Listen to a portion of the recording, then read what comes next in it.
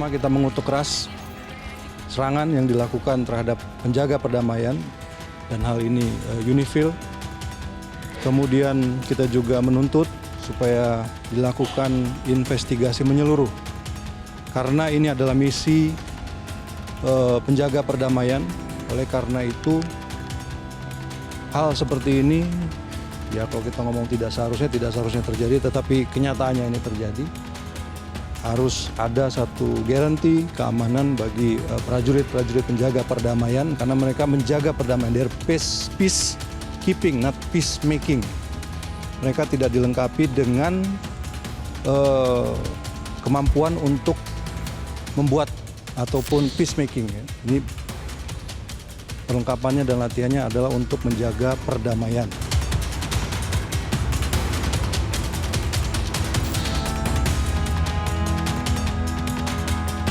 Jaga moral prajurit yang ada di sana, tetap melaksanakan pengamanan lingkaran ya, masuk ke bunker-bunker dan tidak ada kegiatan lagi keluar, menjaga moral prajurit supaya tetap semangat. Ya, masih tugas. Siap, dilaksanakan Panglima. Tetap Terima semangat. kasih atas arahannya. Kami Ya. sampaikan salam Panglima kepada seluruh prajurit. Siap. Oke, Garuda. Garuda, prima.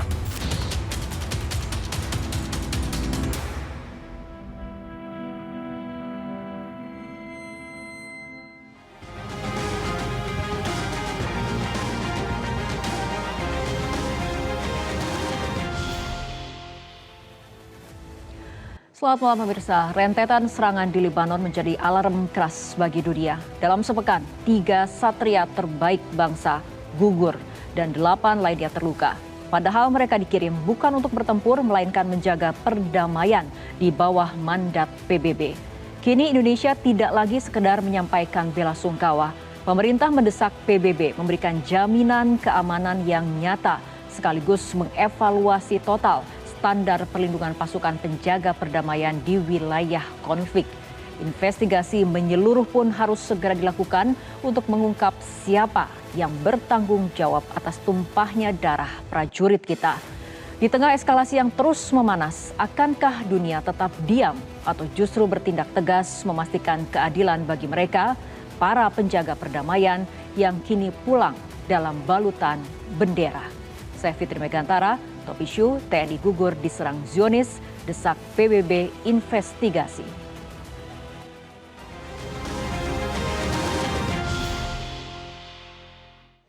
Pemirsa, untuk membahas topik untuk malam hari ini telah bergabung bersama kami narasumber di studio Metro TV. Ada mantan personil pasukan sementara PBB di Lebanon UNIFIL tahun 2010-2011, Serma Purnawirawan Muhtar Effendi. Selamat malam Pak Muhtar.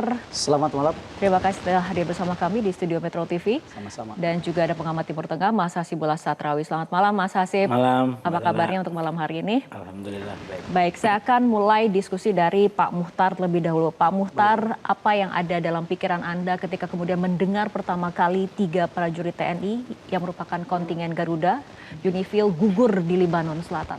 Baik. Terlebih dahulu izinkan saya menyampaikan bela sungkawa dan duka cita yang sedalam-dalamnya untuk keluarga yang sudah ditinggalkan oleh putra tersayang, suami tersayang, dan anggota keluarga tersayang yang gugur dalam rangka mengemban tugas negara di Lebanon.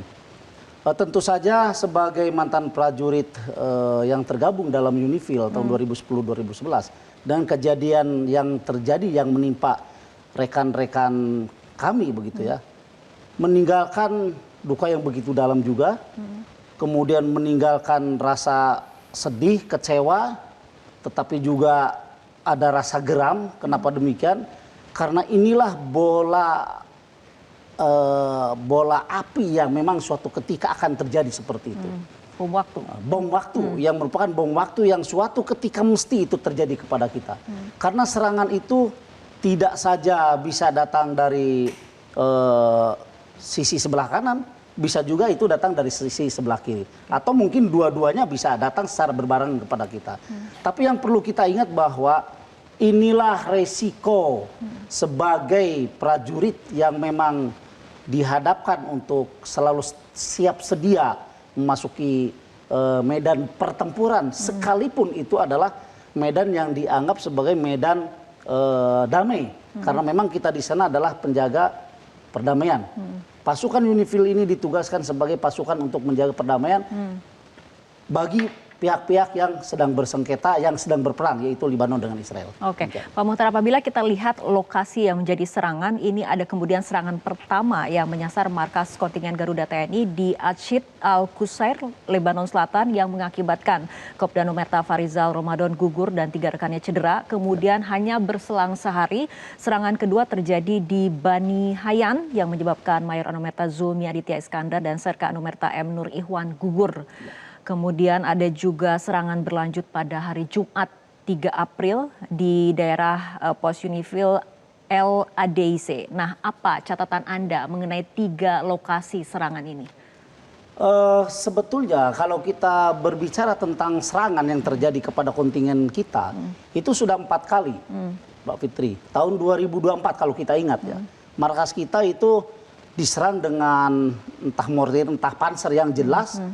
Markas kita mengalami kerusakan sehingga beberapa orang mengalami luka-luka. Nah, puncak serangan itu tahun 2026 tanggal 29 hari Minggu, kemudian selang 1 hari yang mengakibatkan 3 putra terbaik bangsa kita ini gugur. Kemudian juga kemarin berita yang terhangat itu bahwa pasukan kita juga diserang di Al-Adaice, yang memang kalau kita lihat secara geografis,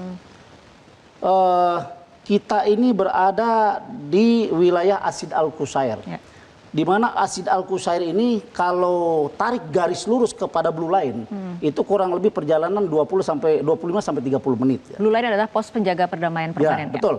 Jadi markas kita atau kontingen kita itu menempatkan pos-pos pemantauannya di Blue Line tersebut. Dan memang setiap kontingen PBB memasang pos pemantauannya di Blue Line.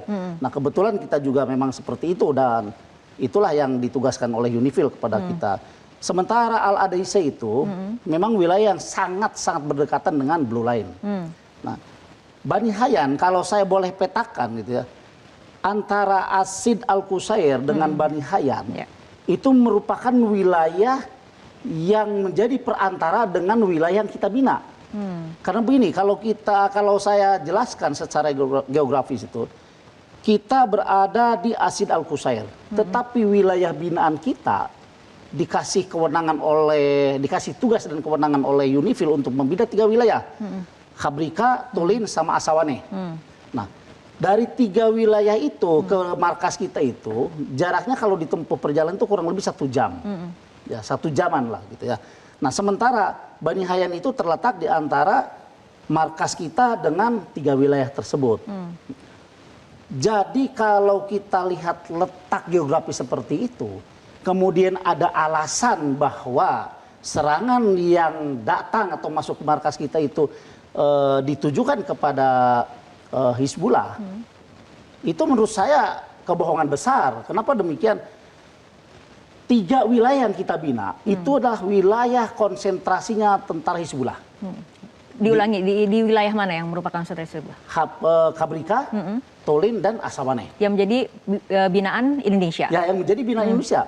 Itu tempat konsentrasinya tentara Hizbullah di sana. Sementara yang diserang? Tetapi letaknya kan jauh dengan markas kita. Tetapi yang diserang kan markas kita. Jadi bagaimana mungkin wilayah tempat konsentrasi Hizbullah di sebelah sana kemudian tiba-tiba ada serangan ke markas kita, alasannya ini untuk merespon atau menyerang Hizbullah. Saya yang berada di lapangan itu kan sangat tidak memungkinkan seperti itu. Gitu. Kecuali kalau memang kontingen kita lah yang ditarget. Supaya apa?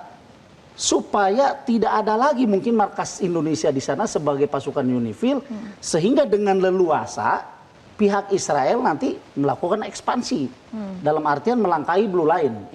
Ini pendapat saya sebagai prajurit yang memang ada di lapangan pada saat itu. Oke, Mas Hasibullah, prajurit TNI yang gugur, apakah collateral damage dari konflik antara Israel dan Hizbullah atau memang menjadi target dan serangan? Ya, untuk menjawab pertanyaannya Mbak Fitri, saya ingin memberikan 2 hal sebagai konteks barangkali dan bisa menjelaskan nanti di mana letak daripada pertanyaan Mbak Fitri tadi. Yang pertama, kalau kita lihat situasi global sekarang, terus terang kita berada dalam kekhawatiran yang semakin besar karena katakanlah instrumen hukum, kemudian lembaga-lembaga internasional yang menjadi garansi bagi tegaknya katakanlah sistem di PBB, Perserikatan Bangsa-Bangsa, di mana ada aturan yang jelas, itu kemudian mulai ada upaya-upaya yang sangat serius, paling tidak mengabaikan seruan-seruan dan ketentuan yang ada di situ. Sehingga ada dan tidak adanya lembaga-lembaga ini seakan-akan tidak ada gunanya. Kalau dalam bahasa Arab biasa dikenal dengan istilah wujuduhu ka'adamihi. Jadi ketika udah seperti ini kan sekarang apa gunanya PBB? Itu kan seakan-akan sudah nggak ada gunanya. Karena sekali lagi ada instrumen, ada lembaga tapi seakan-akan sudah disfungsi. Ini satu konteks yang harus kita baca dan kebetulan upaya untuk katakanlah mengabaikan daripada lembaga-lembaga internasional ini melibatkan aktor-aktor yang sekarang terlibat di dalam peperangan tidak terkecuali yang terjadi di Libanon atau di sekitar Libanon yaitu Israel dengan kelompok-kelompok di situ. Dan yang kedua konteks yang ingin saya sampaikan adalah bahwa memang terutama semenjak Hizbullah melibatkan diri dalam perang dengan Iran, maka ada kesempatan bagi Israel yang cukup besar, satu untuk mewujudkan apa yang disebut sebagai Gaza kedua. Ya. Jadi dia ingin menghancurkan sebagaimana Gaza telah dihancurkan dan sekarang Libanon sudah mulai terbuka. Dan yang kedua, nah ini yang menjadi konteksnya juga, Israel terutama di bawah Netanyahu menginginkan terwujudnya yang disebut sebagai visi Israel Raya, di mana teritorinya tidak hanya kepada di wilayah Israel dan Palestina sekarang, tapi juga bisa mencakup ke Libanon dan di negara-negara lain. Nah oleh karena itu kalau kita baca apa yang terjadi di katakanlah di sekitar pasukan kita dalam dua konteks perkembangan tadi, maka jelas menurut saya arahnya kemana.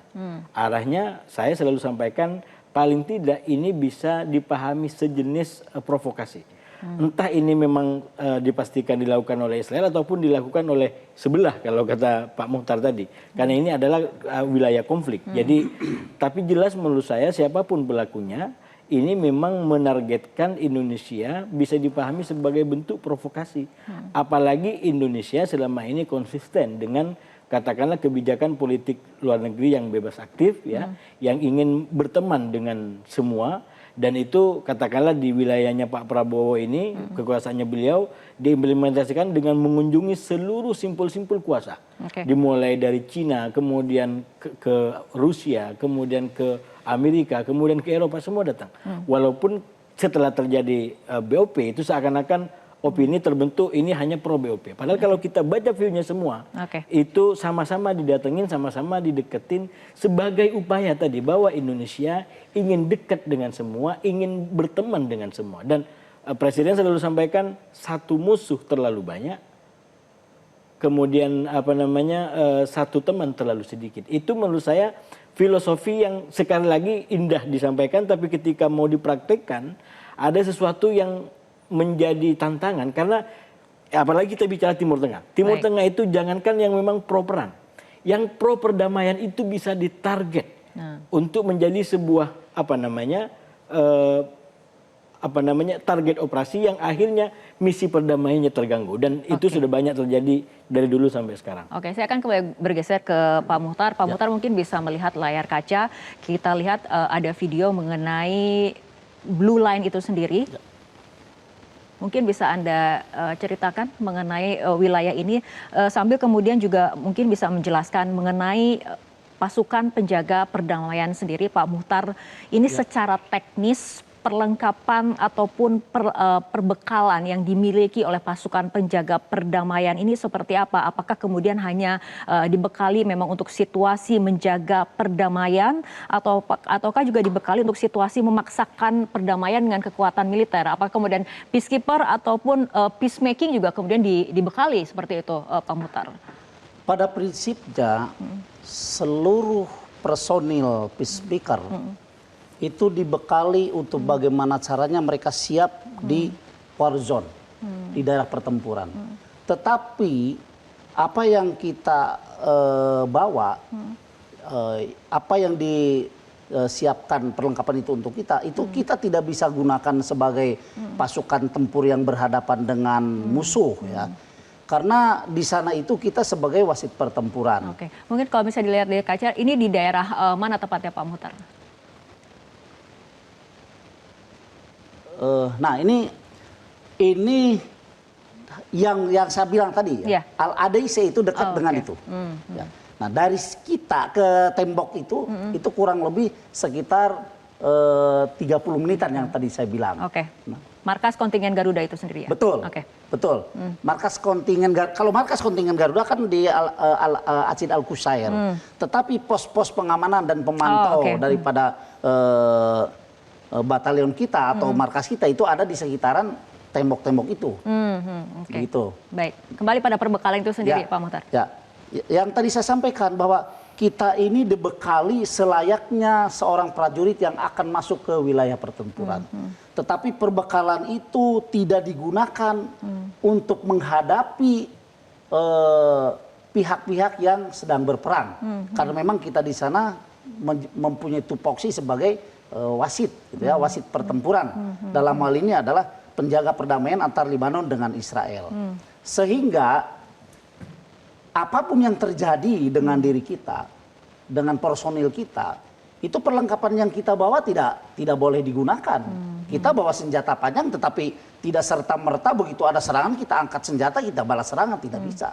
Tidak boleh memang, karena SOP-nya kita hanya bertahan dan mempertahankan diri. Bagaimana caranya tugas kita sebagai wasit pertempuran atau wasit peperangan itu berfungsi untuk meredam bagian pihak yang bergejolak, kemudian meredam juga pihak yang melakukan reaksi atas gejolak tersebut. Oke, baik. Selanjutnya kita akan membahas evaluasi apa yang terbaik yang harus dilakukan di tengah situasi seperti ini, tapi kita ikuti jeda berikut terlebih dahulu.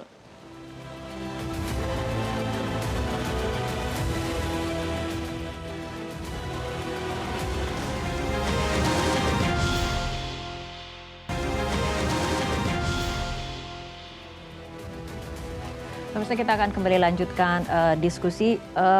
Kita kembali ke Pak Muhtar. Pak Muhtar, kami juga mendapat informasi bahwa ini mungkin gerakan dari Israel sendiri dilaporkan sudah merangsek maju hingga 7 km dari garis biru. Ini artinya apa? Atau dari Blue Line itu sendiri? Ya.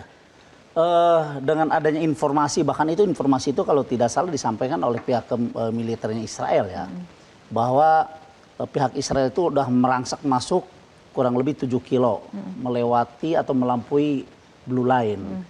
Itu artinya bahwa pihak Israel sudah betul-betul masuk ke wilayah Lebanon. Nah, maka sangatlah jelas bahwa apa yang dilakukan oleh Israel untuk membuat provokasi dengan cara menyerang markas kita, itu kepentingan jelas. Mereka tidak menyukai adanya pos Unifil di sana, supaya mereka lebih leluasa lagi masuk ke wilayah Lebanon kan gitu. Karena harapan mereka bagaimana caranya dan dengan apapun caranya bahwa Lebanon itu harus tunduk berada di dalam genggamannya, katakanlah begitu. Itulah makanya saya terjemahkan serangan yang terjadi kemarin yang menewaskan prajurit-prajurit terbaik bangsa kita itu memang dinilai untuk memprovokasi. Kebuktian sekarang bahwa Israel sudah melampaui Blue Line, hampir 7 km. 7 km kan bukan jarak sedikit. Sudah lumayan jauh ke dalam kan begitu. Oke, baik. Nah, Mas Hasibullah, inilah kemudian muncul desakan yang semakin kuat bagi PBB untuk kemudian segera menginvestigasi secara menyeluruh kemudian pelaku dan juga apa yang menjadi motif dari balik penyebab ataupun tewasnya 3 prajurit TNI yang gugur di Lebanon seperti itu. Bagaimana caranya tapi agar kemudian investigasi itu betul-betul terbuka, transparan dan kemudian memang hasilnya seperti yang kita harapkan seperti itu, Mas Hasim? Iya, saya rasa memang kita juga harus realistis dan kita nggak ingin dilebih-lebihkan, tapi juga tidak ingin dikurang-kurangi. Dan menurut saya persoalan di Lebanon itu bukan hanya menjadi persoalan bagi Indonesia, ini persoalan eksistensial bagi PBB kalau bagi saya ya. Jadi yang berkepentingan bukan hanya kita orang-orang Indonesia atau negara Indonesia, tapi justru PBB sebagai kelembagaan. Karena pasukan kita ada di situ, kemudian tentara-tentara lain ada di situ, tugasnya jelas di bawah mandat PBB. Tapi kan ada kekhawatiran investigasi ini apakah kemudian bisa mencari kebenaran atau justru menjadi ajang tarik-menarik negara-negara besar seperti Persis, itu? karena itu sekali lagi ini menjadi ujian bagi kiprah dan eksistensial PBB. Bagaimana dia bikin katakanlah tim investigasi yang transparan tadi, yang tidak diragukan oleh negara manapun, yang menunjukkan bahwa PBB punya marwah, termasuk ketika nanti menemukan pelakunya, memberikan sanksi, memberikan hukuman yang bisa memberikan efek jerah, yang itu pada akhirnya membuat negara-negara di dunia ini masih komitmen dengan keberadaan PBB. Kalau sampai PBB tidak tegak dalam kondisi seperti ini, maka menurut saya yang dihantam bukan Indonesia sebenarnya. Karena Indonesia jelas ini di bawah mandat PBB. Tapi justru yang dihantam adalah eksistensial PBB. Nah oleh karena itu menurut saya dengan segala macam keadaan yang ada termasuk nilai-nilai kebangsaan kita, memang kita sendiri harus betul-betul komprehensif mengkaji dan membaca ini semua. Jangan hanya semata-mata emosi. Walaupun sekali lagi kita tahu ini peristiwa yang sangat emosional, ini peristiwa yang sangat berat bagi kita semua dan justru karena itu kita berharap ke depan ada pembelajaran yang jelas, sekaligus ada kayak semacam penghargaan ya. Saya kemarin waktu kedatangan 3 pahlawan ini di Metro juga di sini menyambut, penting mengajak kita semua untuk menyambut 3 orang ini dengan semangat kepahlawanan dengan cara apapun. Silahkan kita punya cara masing-masing. Tapi jelas 3 saudara ini datang dan meninggal dalam keadaan bukan hanya tugas PBB, tapi betul-betul mewujudkan nilai bangsa, yaitu ikut serta dalam menjaga perdamaian dunia. Dan itu sekali lagi kalimat yang tidak hanya slogan kosong. Melalui keterlibatan kita dalam misi-misi internasional seperti ini, maka kalimat-kalimat itu diwujudkan secara nyata. Nah oleh karena itu sikap kita menurut saya juga harus mempertimbangkan satu aspek kebangsaan tadi, dan yang kedua dukungan kita kepada PBB. Gimana pun caranya kita dukung agar PBB tetap eksis, tetap ada dan tidak ditaklukkan oleh negara seperti Israel yang memang menginginkan tidak ada lagi hukum internasional. Karena mereka ingin bebas dari ketentuannya. Baik, Mas Hasib, bagaimana kemudian pandangan dari Komisi 1 DPR? Kita akan langsung menyapa anggota Komisi 1 DPR RI, fraksi Partai PKB, Bapak Oleh Soleh yang sudah bergabung melalui sambungan Zoom. Selamat malam, Pak Oleh. Selamat malam, Mbak. Baik, Pak, dari DPR sendiri ataupun dari Komisi 1 sendiri bagaimana kemudian memandang masalah ini, terutama untuk mendesak PBB segera melakukan investigasi, mengumumkan hasil investigasi, terutama untuk kemudian menekan secara diplomatik untuk memastikan investigasi ini berjalan secara transparan, bukan hanya kemudian ajang tarik-menarik antara negara besar, Pak Oleh. Kita harus bedah dulu ya, bahwasanya eskalasi Hizbullah dengan Israel ini penyebabnya adalah soal Hizbullah membela Iran. Dan Hizbullah juga sangat terluka. Ayatullah Khomeini sebagai figuritas yang mereka dambakan ini juga dibunuh oleh Israel. Nah, eskalasi perang antara Israel yang dibantu oleh Amerika kepada Iran, otomatis Hizbullah tidak akan diam. Nah, maka yang paling pokok adalah bukan investigasi siapa yang menyerang dan mencari alasan kenapa Israel menyerang UNFIL yang di dalamnya ada di Indonesia, bukan ke sana harusnya. Harusnya PBB beserta masyarakat internasional untuk terus melakukan sebuah pemaksaan saya rasa terhadap Israel, Amerika juga Iran untuk menghentikan perang. Karena kalau misalkan ini terus berlangsung perang ini, saya rasa Israel juga akan terus menyerang Hizbullah yang di Libanon. Libanon juga Hizbullah yang ada di Libanon juga tetap akan menyerang. Sementara penyerangan yang dilakukan oleh Israel tanpa melihat apapun, mana objeknya, di situ ada siapa. Itu satu hal. Yang kedua, mari kita juga sama-sama melihat bahwasanya hari ini Israel dan Amerika ini telah melecehkan PBB. Apapun yang disepakati di PBB itu tidak pernah diindahkan oleh Israel. Dan bahkan Amerika selalu memveto, membela daripada Israel. Saya rasa kami memandang bahwa investigasi apapun yang dilakukan oleh PBB, UNPIL sekalipun, saya rasa tidak akan ada artinya. Solusinya hanya satu, adalah penarikan pasukan yang hari ini yang ada di Libanon. Saya rasa ini yang harus segera dilakukan. Kalau bisa malam ini, kalau bisa. Karena apa? Karena negara-negara lain juga sudah melakukan hal itu. Nah, sementara ini kan kejadian sudah berulang lagi. Saya punya pendapat, apapun rekomendasinya, saya rasa tidak akan pernah diindahkan oleh Israel. Karena Israel selalu melecehkan daripada PBB. Oke, baik Pak Oleh, kita akan kembali ke studio, kembali ke Pak Muhtar, kembali mencermati di lapangan seperti apa apabila kita berbicara mengenai mekanisme investigasi. Ini kan kemudian eskalasi sedang tinggi seperti itu di tengah situasi perang. Anda mungkin bisa menjelaskan bagaimana kesulitan ketika kemudian investigasi dilakukan ketika suasana perang seperti ini, terutama ketika kita harus kemudian mengungkap penyebab dari serangan yang mengakibatkan 3 prajurit TNI kita gugur.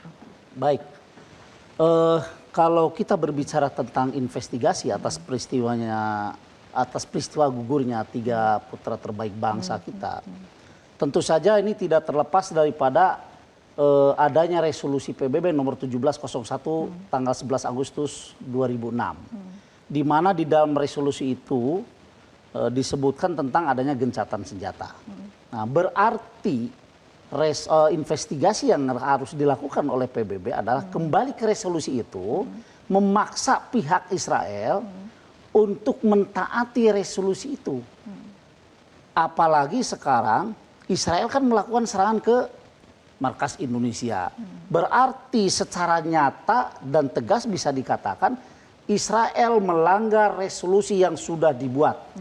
Sehingga sangat diperlukan ketegasan PBB dalam hal ini untuk memaksa Israel mentaati resolusi itu. Jadi investigasi itu jangan diarahkan, menurut saya ya, jangan diarahkan kepada siapa yang bersalah dalam hal ini. Tetapi justru harus diarahkan kepada kenapa Israel menyerang Indonesia. Dalam hal ini UNIFIL. Bukankah resolusi yang dibuat itu untuk dijadikan pedoman oleh kedua belah pihak dalam menjaga perdamaian? Kalau menurut saya seperti itu. Mas Hajibullah? Ya, saya rasa memang situasi di lapangan sangat kompleks ya. Sangat kompleks dalam pengertian kalau kita bicara konteks Israel hari ini, terus terang Israel kayak merasa di atas angin ya. Karena Israel kembali berperang di Libanon itu setelah Hizbullah melibatkan diri.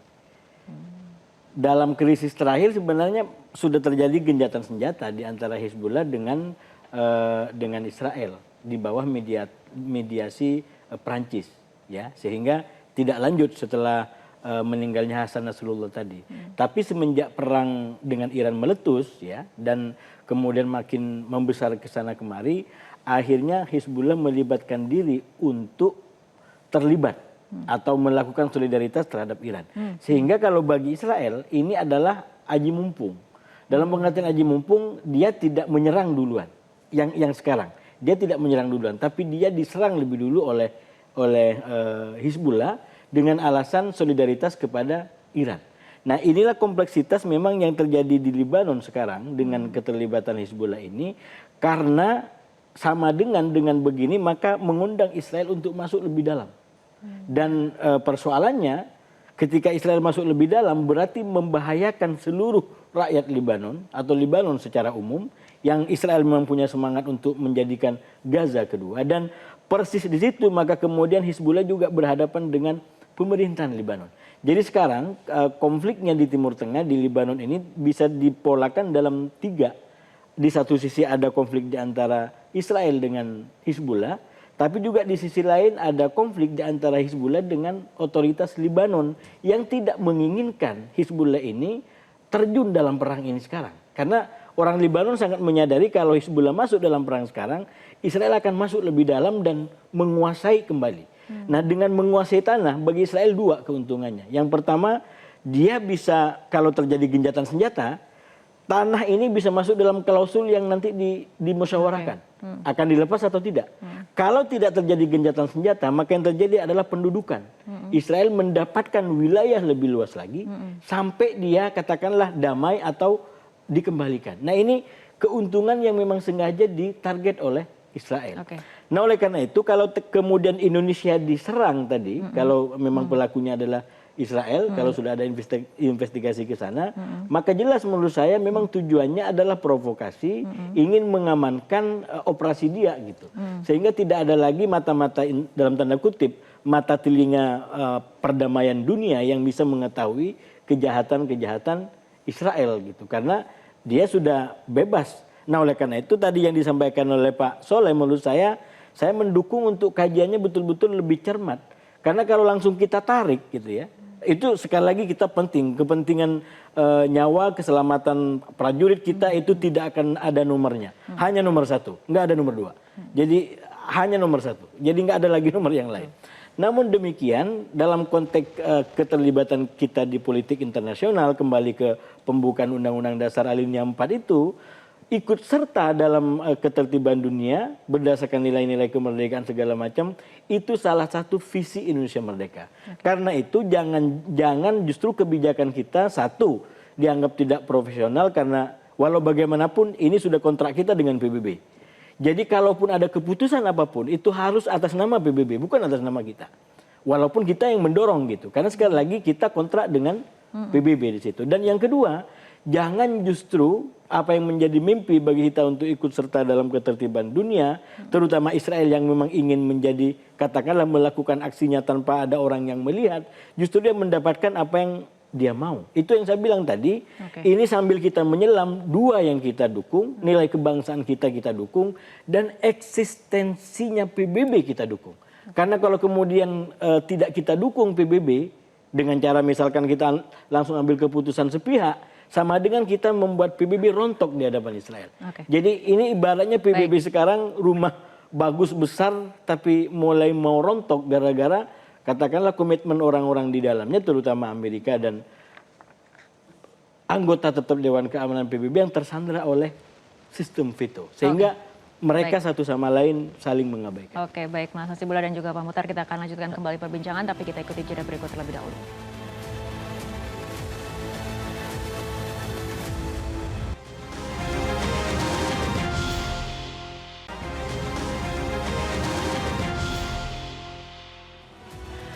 Pemirsa, kita akan lanjutkan kembali perbincangan. Pak Oleh, dengan kemudian melihat serangan yang terjadi kepada para prajurit TNI yang menyebabkan 3 prajurit TNI gugur, apa kemudian langkah apa yang akan dilakukan oleh Komisi 1 untuk kemudian melakukan evaluasi untuk mendapatkan solusi yang terbaik dari kondisi saat ini? Saya rasa DPR seluruh fraksi juga sudah menyampaikan di publik melalui media-media.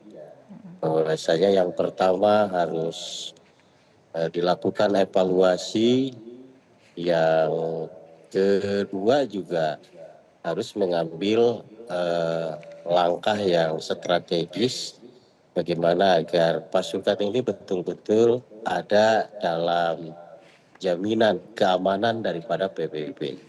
Nah, perlu kita juga menggarisbawahi bahwa keberadaan kita di UNFIL yang ditempatkan di Libanon ini juga sifatnya sukarela ya, bukan wajib. Tetapi bukan berarti kami DPR juga mengindahkan atau melemahkan tentang soal kewajiban Indonesia dalam menjaga perdamaian dunia, tidak ke sana. Tetapi persoalan di Libanon ini sangat begitulah pelik gitu. Di samping juga karakteristik daripada Israelnya yang hari ini di backup besar oleh Amerika. Nah, oleh sebab itu saya rasa solusi terbaik adalah sembari melakukan investigasi, walaupun hasil investigasi itu juga tidak akan diindahkan oleh Israel, maka selama perang masih bergejolak antara Iran dengan Israel yang didukung oleh Amerika, saya rasa lebih baik ditarik mundur dulu. Karena pada dasarnya penjaga perdamaian itu tadi bahwa ini dia sebagai wasit, dia tidak bisa boleh mendukung satu pihak dan dia juga tidak bisa menyerang. Sekalipun dia juga tidak bisa menyerang, dia juga hanya bisa mempertahankan dirinya dengan alat seadanya. Nah, oleh sebab itu saya rasa bukan berarti juga kita ingin melemahkan PBB, tidak di dalam hal ini. Tetapi ini sudah 2 kali kejadian. Satu kali kemarin sudah meninggal 3 orang, hari ini 3 orang lagi, lalu kita mau dibiarkan jumlah jiwa yang harus terus-menerus berkorban. Oh, ini perjuangan mulia, yes, perjuangan mulia, tapi lihat dulu sikonnya seperti apa. Nah, oleh sebab itu nggak ada lagi cara kalau menurut kami mundur dulu sejenak, kemudian setelah reda perang antara Israel dengan Iran, lalu kalau memang timingnya sudah bagus, saya rasa tidak ada salahnya dikirim kembali. Itu, Mbak. Saya rasa nggak ada solusi lain kalau menurut saya. Kalaupun ini harus diinvestigasi, hasil investigasinya pun tidak akan diindahkan oleh Israel maupun oleh Amerika. Oke, baik. Mas Hasibullah, tanggapannya? Ya, saya rasa poin-poinnya tadi jelas ya, bahwa ini tetap menyelamatkan nyawa, terutama prajurit kita. Itu poin yang paling penting bagi saya, dan sekali lagi itu nggak ada nomor lanjutannya, hanya nomor 1. Dan karena ini juga ada kaitannya dengan PBB, maka menurut saya memang harus itu disampaikan kepada pihak PBB untuk ini betul-betul menjadi perhatian gitu. Dan secara profesional menurut saya kita harus mendukung, kita harus mendesak agar PBB harus mengambil langkah-langkah yang dibutuhkan dalam waktu yang sesingkat-singkatnya. Karena memang tadi ini berkejaran dengan waktu, dengan perkembangan di lapangan yang makin hari, ini pertimbangannya, makin hari sepertinya akan makin berat.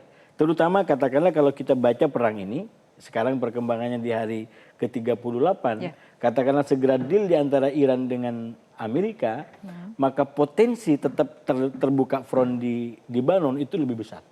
Bahkan sekali lagi kalau benar-benar ini nanti Amerika ambil deal dengan Iran gitu ya, dan Israel nggak dilibatkan misalkan, itu besar kemungkinan konsentrasi konflik akan menjadi salah satunya di Lebanon atau juga di Houthi. Karena ini kan sekali lagi solidaritas dua kekuatan ini melibatkan diri di dalam perang Israel dengan Iran, juga Amerika di sisi yang lain.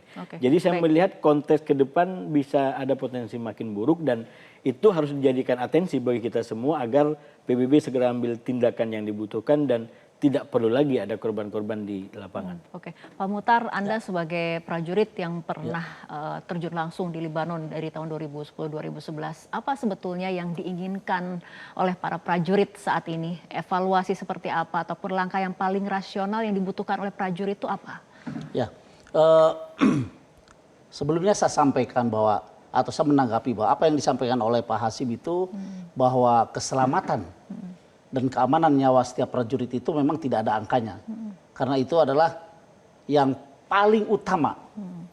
Bahwa prajurit kita yang melakukan tugas di Lebanon, pulang sekian, pergi sekian, pulang pun harus sekian. Tidak boleh kurang dari hitungan yang sudah diberikan oleh negara. Kemudian apa yang disampaikan oleh Pak Oleh juga saya sepakat bahwa pengiriman pasukan kita ke PBB itu adalah sifatnya sukarela dan hak bagi setiap negara yang tergabung dalam PBB. Tetapi yang satu yang perlu diingat oleh kita, bahwa dengan adanya peristiwa kemarin yang terjadi, yang menimpa pasukan kita yang ada di Lebanon, menurut saya itu hal yang tidak mungkin tiba-tiba ditarik sepihak saja. Karena kita masuk ke Lebanon pun atas dasar kesepakatan dan perjanjian dan Dewan Keamanan PBB. Berarti kalau kita mau narik pasukan harus seizin daripada PBB. Nah, hal yang dibutuhkan oleh prajurit sekarang di sana adalah bagaimana caranya PBB dalam hal ini UNIFIL betul-betul menjamin keselamatan dan keamanan khususnya kontingen kita, umumnya seluruh kontingen yang berada di UNIFIL. Dengan cara apa? Dengan cara yang tadi saya sampaikan, bahwa masing-masing pihak menahan diri dan kembali ke barak masing-masing. supaya perdamaian yang sudah ada bisa tetap dijaga. Demikian. Artinya harus mendesak PBB untuk melakukan jaminan keselamatan kepada para pasukan penjaga perdamaian itu sendiri dan mengupayakan perdamaian di daerah tersebut. Betul. Sebagaimana yang disampaikan oleh Menlu kita ya, Pak Sugiono, bahwa kita harus mendesak PBB untuk memberikan jaminan keamanan. Karena kita ini adalah bukan pembuat perdamaian, tapi penjaga perdamaian. Nah, dan pemerintah kita yang disampaikan oleh Menlu itu memberikan tenggang waktu pada PBB. Kalau memang dalam sekian waktu PBB tidak bisa menjamin keamanan dan keselamatan prajurit kita yang ada di sana, ya mohon dengan hormat kita harus undur diri dari PBB. Untuk dalam hal ini pengiriman pasukan. Karena misi-misi perdamaian itu bukan hanya mengirim pasukan saja. Banyak misi yang bisa dilakukan oleh pemerintah Indonesia dalam rangka ikut melaksanakan ketertiban dunia. Misalkan menjadi juru damai bagi pihak yang bertikai atau berperang. Kemudian sekarang kalau kita tahu bahwa Indonesia ada PMPP. PMPP itu pusat misi pemeliharaan perdamaian. Di mana PMPP ini bertugas untuk melatih seluruh pasukan dari negara manapun yang akan bergabung dengan PBB. Itu diantaranya yang bisa kita lakukan untuk ikut serta dalam melaksanakan ketertiban dunia. Oke, Bapak-Bapak, kita akan lanjutkan kembali perbincangan, tapi kita ikuti jeda berikut terlebih dahulu.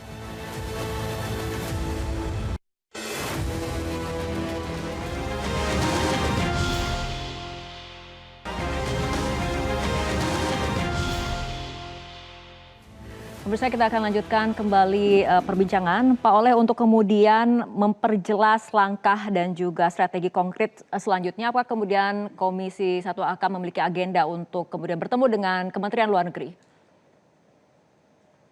Saya rasa ketemu tidak ketemu juga pasti Pak Presiden sudah mengambil langkah melalui Kemenlu dan diteruskan oleh perwakilan kita yang ada di di PBB.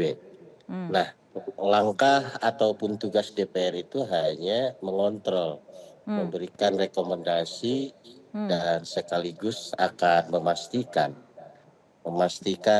bagaimana agar seluruh prajurit yang dikirim ke luar negeri dalam misi perdamaian ini harus betul-betul dipastikan keamanannya. Nah, jangan sampai ada korban lagi. Nah, saya sependapat kalau misalkan penarikan ini juga harus melalui PBB. Pasti melalui PBB.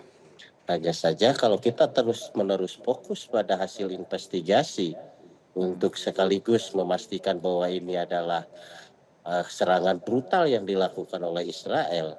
Kemudian kita juga berharap bahwasanya PBB akan menegur keras kepada Israel dan Amerika misalkan.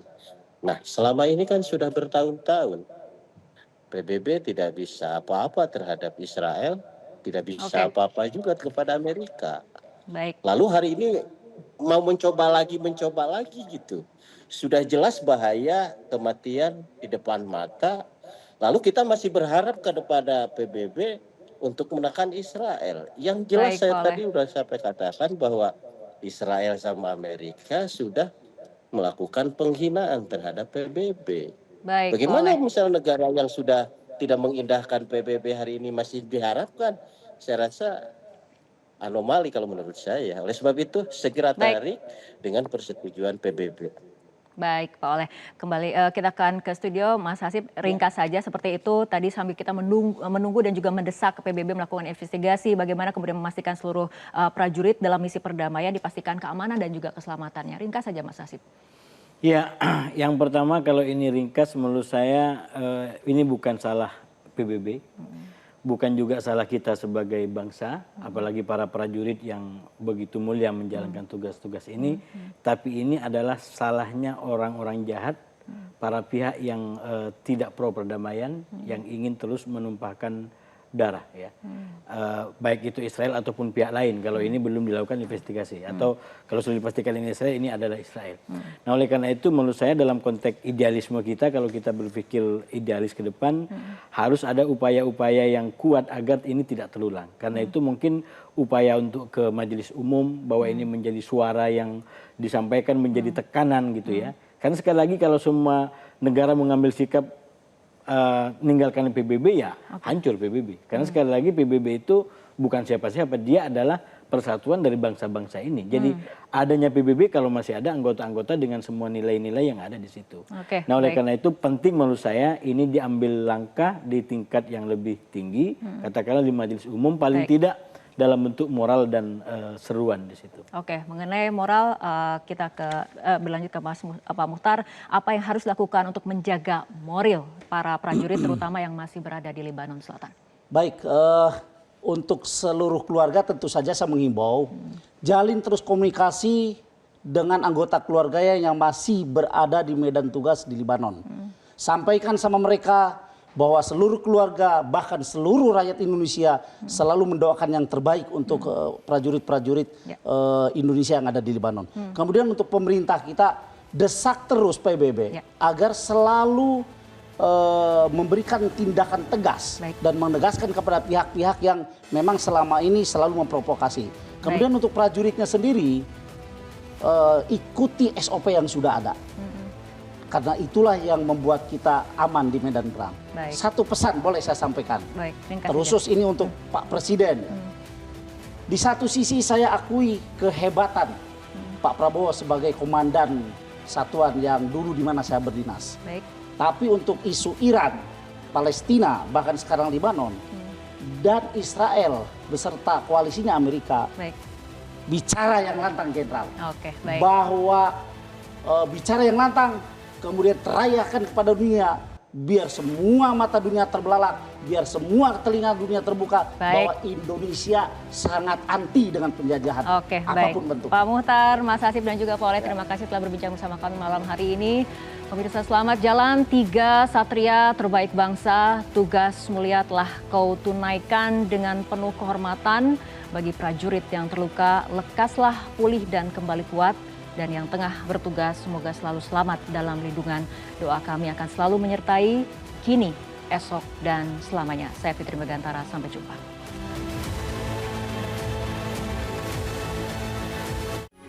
Metro TV. Jelajahi cara baru mendapatkan informasi. Download Metro TV Extend sekarang.